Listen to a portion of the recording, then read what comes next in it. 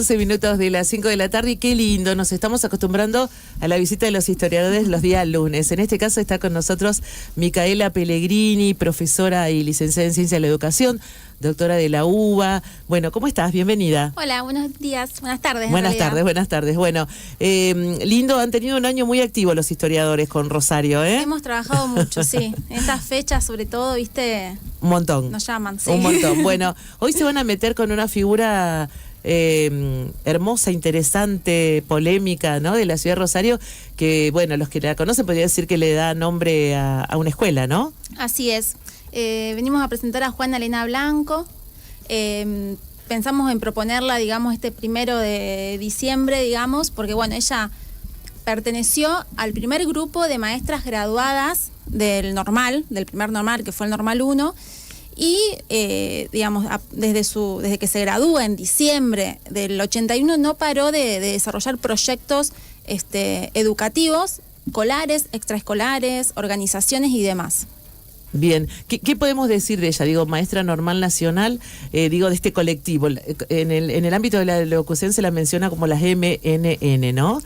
Así se las menciona a las maestras normales nacionales. Un poco cómo fue su impronta, ¿no? ¿Qué características tenían sus proyectos pedagógicos? ¿Por qué línea se enganchó, digamos, y un poco cómo fueron los aportes que hoy conocemos, o por lo menos que podemos repasar? Bueno, Juana Elena Blanco fue una maestra que ejerció poco como maestra. Ella fundamentalmente se desempeñó en los ámbitos de gestión y de creación de instituciones. Ella se gradúa en el 81, se va a trabajar unos pocos años a una escuela del barrio San Francisquito, y ahí empieza a observar, digamos, las distintas desigualdades que había, digamos, en las infancias, sobre todo... digamos, ahí fines, inicios del siglo XIX, comienzo del XX, donde, bueno, la infancia era, digamos, un grupo con máxima vulnerabilidad. Entonces empieza a pensar en proyectos educativos que pueda entrar en vínculo la educación con el mundo del trabajo. Entonces ella lo que crea en una primera instancia es la Sociedad de Infancia Desválida, que se codea con la gran, de la sociedad, digamos, más importante de Rosario, con más recursos, con más capital social y cultural, que le permite abrir esta sociedad de beneficencia, y a partir de ahí crea 2 escuelas técnicas, un hogar de niños y una colonia de vacaciones en Carcarañá. Mira qué proyección, ¿no? Cuando decís la fecha decís el 81, pero es 1881. 1881. ¿No? 1881. Pongamos en contexto y hagamos una cosa situada para entender la dimensión que tenían estas decisiones, ¿no? Una escuela técnica, colonia de vacaciones, crear escuelas. Crear escuelas, y además la impronta de una mujer en esa época, digamos, donde, bueno, no se le tenía permitido tanto poder ocupar espacios de gestión, de dirección, espacios de visibilidad en el mundo, digamos, de lo público. Entonces, hay mucho trabajo sobre maestras. Venimos trabajando hace mucho tiempo sobre maestras. La docencia se constituye como un ámbito de inserción para la mujer, sin duda, respetable, para fines del 19 y comienzo del 20, pero el caso de Juana Elena Blanco es que, además de ser maestra, fue una gestora cultural, digamos. Micaela, el apellido Blanco en Buenos Aires tiene una resonancia hay una familia, Fernández Blanco, que fue dueña de una casa de Avenida Museo. ¿Tiene alguna relación, se sabe?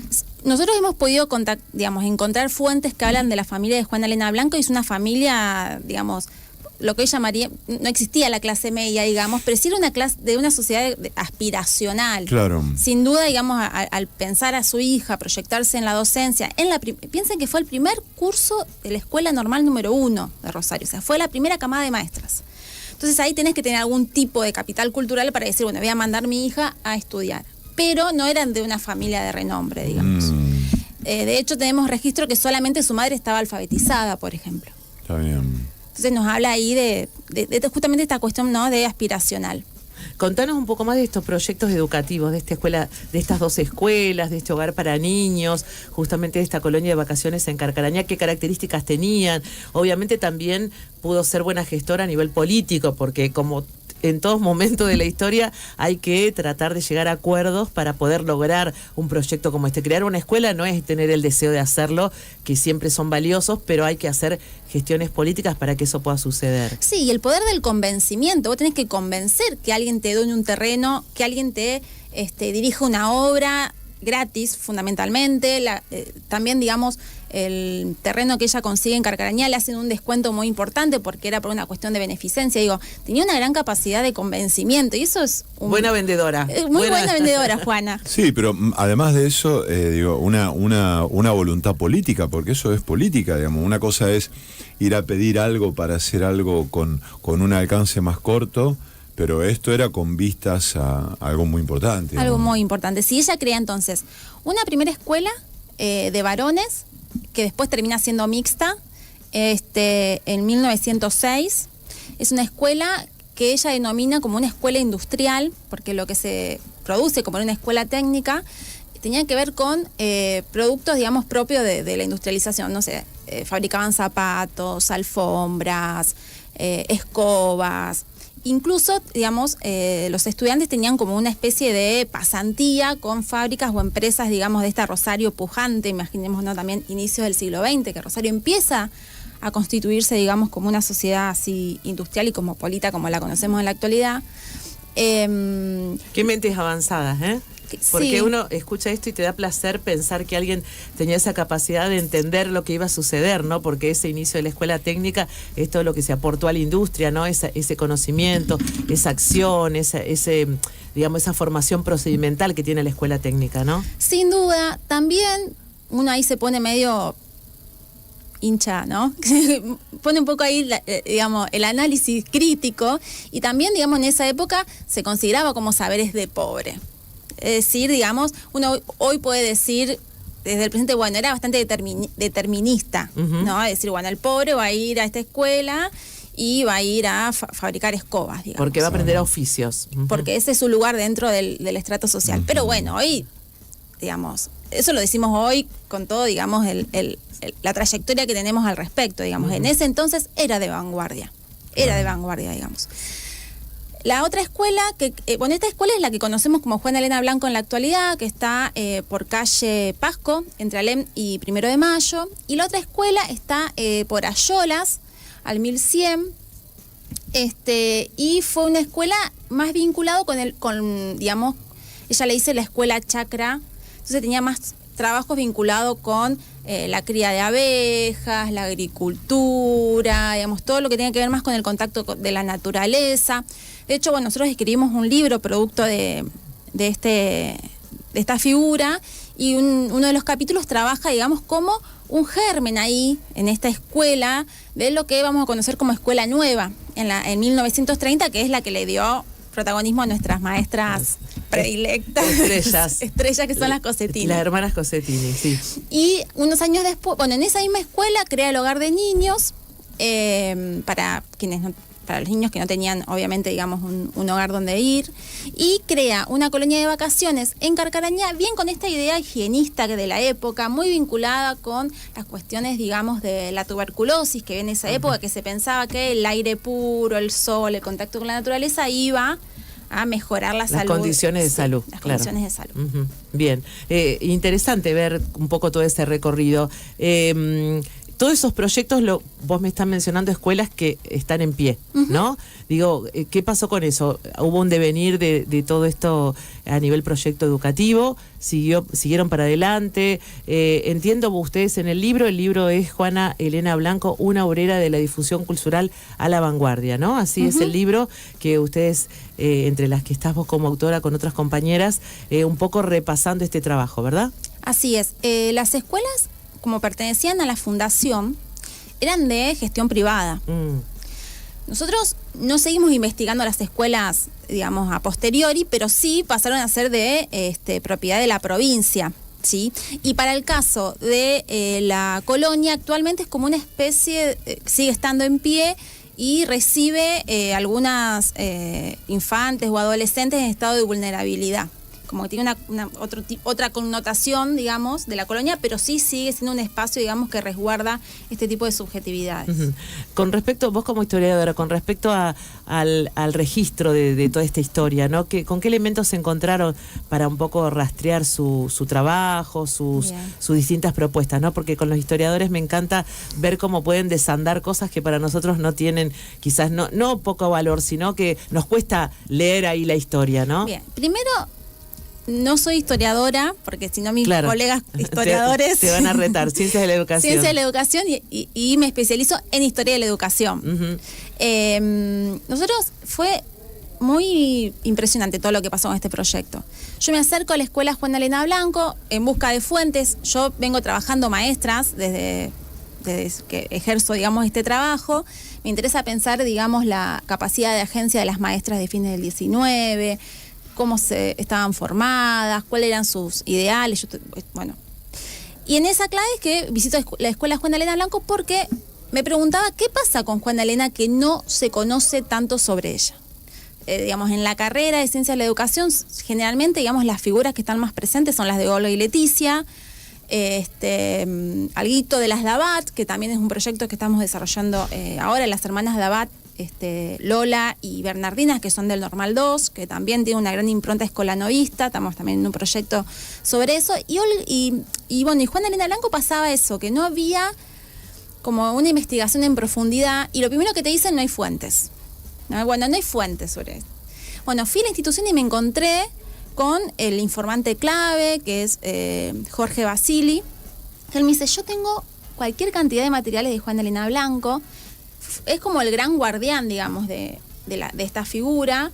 Él actualmente trabaja en la institución y me mostró fotografías, me mostró los balances de la asociación de bastante años. Entonces vos ahí tenías en los balances todo el dinero que ella recibía como donación y dónde, digamos, utilizaba ese dinero. Por ejemplo, Cuentas claras. Digamos. Exacto. Cuentas claras, Transparentes. muy complejas para alguien que no es del campo de la economía, muy complejo. También muestra ahí una versatilidad en Juana Elena de decir, bueno, sabía, no sé, manejar contabilidad, las finanzas, qué sé yo. Claro. Que también la contabilidad, las finanzas nunca fue un saber femenino. Sí, la economía doméstica, pero todo este tipo de números más, qué sé yo, del mundo de lo público, no. Y bueno, ahí pudimos ver estos movimientos, qué sé yo, pudimos ver que tenía un plazo fijo, no sé, cosas que parece que son más de la actualidad, pero no, en ese entonces ya se utilizaba. Es decir, que también había generado estrategias para organizar el dinero de las donaciones de la forma más eficiente. Tal cual. Sí, porque hacer un plazo fijo en el 1900, digo, puede parecer una idea ahora que sabemos el funcionamiento de los bancos, ahí había otra realidad, pero alguien decía, bueno, este dinero me tiene que, o tengo que optimizar este recurso para hacer lo máximo que pueda. Exacto. Sí. Perdón, sí, ¿querías redondear algo? No, y otras fuentes más que encontramos. Estaba pensando en la cantidad de escuelas que hay en pueblos, ciudades chicas, con nombres de figuras que para ese momento fueron fundamentales para la creación de esas instituciones y no se conocen la historia. Hay casos de escuelas que llevan nombre, ¿no? Tal, y uno les pregunta a los alumnos, ¿vos sabés quién fue este o esta persona? Y no se sabe. Es asombroso eso, ¿no? Es asombroso. De hecho, este proyecto lo pensamos en clave con la institución educativa, digamos, porque nos parecía que era poner en valor la institución, la identidad de la institución, digamos, de los estudiantes que van a esa institución. Es muy importante poder pensar, digamos, cómo es que se construye el edificio, así sea, digamos, el patrimonio, la cuestión del patrimonio, ¿no? Es decir, el patrimonio tangible. Bueno, estas paredes, no sé, este piso, estos elementos didácticos, ¿de dónde vienen, digamos? Bueno, eso es fundamental para pensar la identidad, digamos, de la institución. Y sí es verdad que fundamentalmente los nombres que tienen las escuelas son Sarmiento, Alberdi, San Martín, ¿no? Como etcétera. Todo el listado de hombres que pasaron a la historia, no de las mujeres. Acá repasando un poco su data,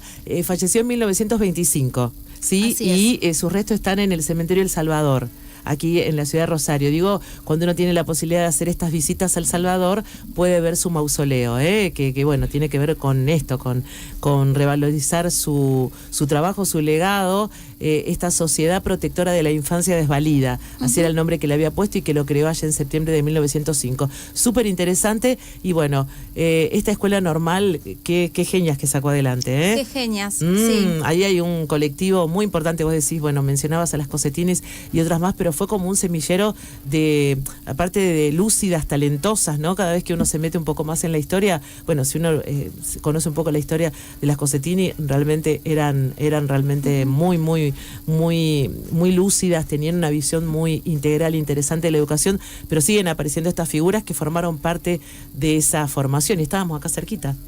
Sí. Estamos a muy poquito, ¿no?, de este edificio que trajo este cambio de la educación, ¿no? Y a principios de siglo generaron tanta movida educativa que tiene toda una marca en la ciudad de Rosario. Sí, el normalismo fue fundamental, digamos, para las mujeres. Uno cuando empieza a investigar figuras hasta te diría, del movimiento feminista, del campo pedagógico, escritoras, si uno empieza a ver la biografía, es muy probable que previamente haya ido a la escuela normal.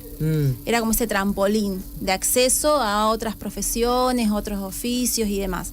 Y qué interesante también pensarlo en el presente. ¿Qué pasa con nuestras maestras? ¿No? Claro. Hay mucho para analizar. Quiero que me digas dónde se puede encontrar el libro y en este recorrido, en esta investigación que hiciste como alguien que estudia la historia de la educación, preguntarte qué te llamó la atención de todo lo que pudiste rastrear. Diego, ¿con qué te quedaste? Yo te pregunto, ¿qué me decís de la figura de Juana Elena Blanco destacado? ¿Qué impacto tuvo?